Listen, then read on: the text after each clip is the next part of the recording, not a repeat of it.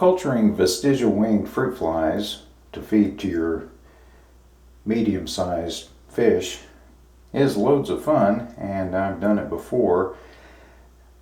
I did it previously in this little plastic aquarium. I had the vials, and it comes with a little fence that you can put in on top of the Drosophila media, which is now on offer by Rapashi brand.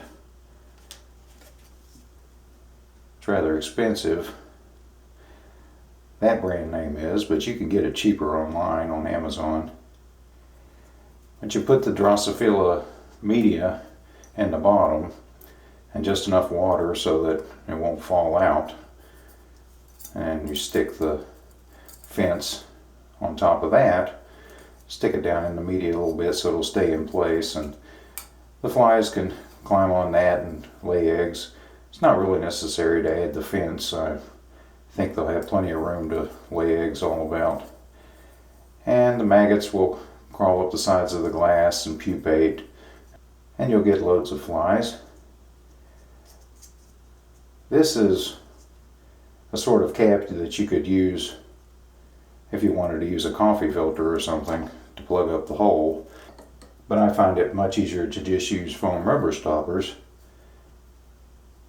and it has to be fine enough, the foam rubber, so that the maggots won't crawl through,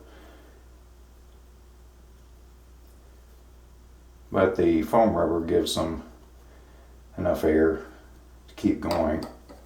You can also culture them in these bins. However, it is necessary to add quite a bit of water to the Drosophila media because it tends to dry out with this type of lid, and so I lost this culture because I neglected it and let it dry out, and they died of thirst. These have nearly died of thirst, so I do believe I'm going to redo this, say what few flies made it through the dry spell.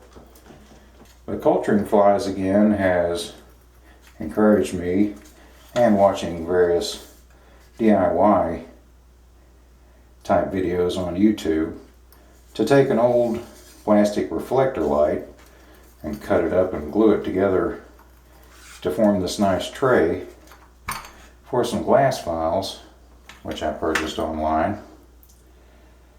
Now, these foam rubber stoppers are ridiculously priced, and it's difficult to find the right size.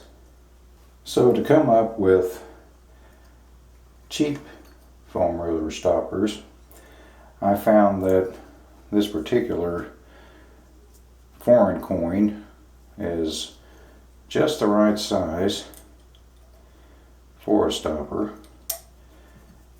And I take this cleaning sponge and mash the coin down